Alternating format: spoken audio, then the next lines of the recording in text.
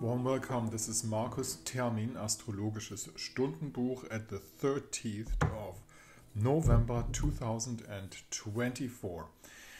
As I'm speaking, the moon is void of course. We had a long void of course phase in between 7 o'clock in the morning, and it's going to last until 1 o'clock in the early afternoon today, the 30th of November. That means the moon is still in Scorpio as I'm speaking, but at 1 o'clock it's going over to its new moon reset position. The Sagittarius moon is going to come in, and that's a fire moon, and that's a new start for the next 3 months that we are going to see. New moon is coming up next morning, very early in the morning. Let's have a look at the chart and what this new moon really means. As I'm repeating myself, I see these new moons that come in advance of the so-called cardinal sun sign change, which means the new moon before the sun goes into the sign of Capricorn, and this tomorrow is going to be the ultimate last new moon before that. Those are the predictive ones. For the whole period of the relevant time of the cardinal sun ruling, the Capricorn sun, which is not there yet. We still have the Sagittarius sun, but this Sagittarius new moon gives us the prediction. Remember, when we had the last prediction from the Virgo new moon, it pointed out the change in world government position, for one thing at least. If we look at the predictive chart coming up tomorrow morning, for the next 3 month period, 3 months or so, we're talking about astrological measurements, not calendar measurements. There's a difference in between that. We have this, and this is a Sagittarius rising thing. We have a Sagittarius moon. We have a Sagittarius sun, and we have Mercury retrograde in Sagittarius, everything being in reception, in close connection to Jupiter, who's ruling the sign of Sagittarius over there in the sign of Gemini. So this is the period of knowledge and wisdom coming out, of going over things again because of the retrogradness. Mercury is going to have his first opposition to Jupiter at the 4th of December. So this is all about, some astrologers say, well, there's going to be a lot of blah, blah, blah, and a lot of talking, things like that. Well, this is always, but this is not the time we're in actually. From my perception, I see this thing in between Jupiter and Mercury as the real coming up of information, of knowledge, what has been hidden for a long, long time. This is going to come forward. This is what we're going to see. Looking at this chart, it's always the question, well, what's the main point? What is the result? What is the main point we're dealing with? And as we had in the 10th house, Uranus governing the last 3 months, it's now going to be Lilith and the South Node.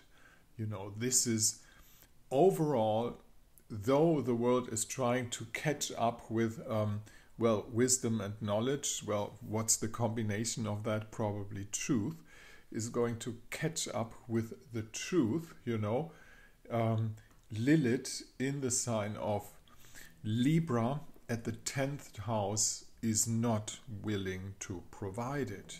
This is the real ongoing battle that we have to face the next upcoming 3 months. And this is what actually happened is Uranus, who was in the predictive chart for the last 3 months in the 10th house, now goes over to the house 6, which means he's going to change our practical, how do we say that, everyday's life, if not to talk about money affairs.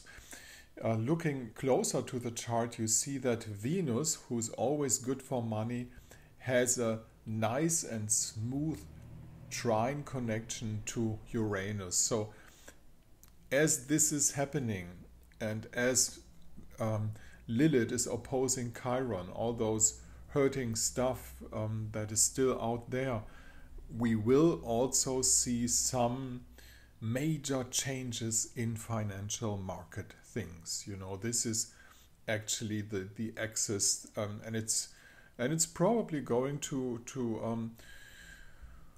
work out in harmony somehow, because this is a trine. So let's have a look. Let's see what that is.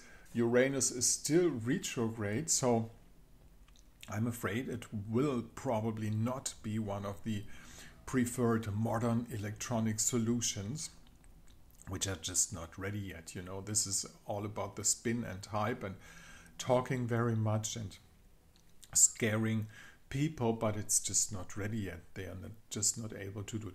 So last point to look at this predictive chart. Coming up tomorrow morning for the next 3 months, we have to recognize this big fire trine in between new moon, Mars up there in the 8th house, and Chiron down there. So what does this mean? That Mars, the warrior himself in the sign of Leo, is in the 8th house. Well, the 8th house is kind of the ending of things, you know, the transformation of things. Now this Leo Mars is a transformative Mars in the 8th house.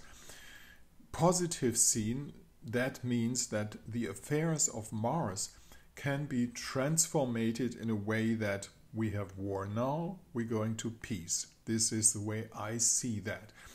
The more as we speak about the Mars that is within the new president's chart, his own Mars is in the sign of Leo, and I guess with this fire trine we're going to see some bold actions, some things that are rewinding things in a way that we probably have never witnessed before.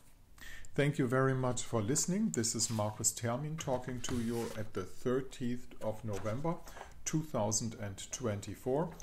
This is the possibility to get in contact with the genius German astrologer. What it costs you find down here at my blog site, or I can give you the information personally. We connect with Zoom. You get a recording of our session, and let's find out what this upcoming new moon does to your chart. Thank you very much for listening. 13th of November 2024, Markus Termin, Astrologisches Stundenbuch.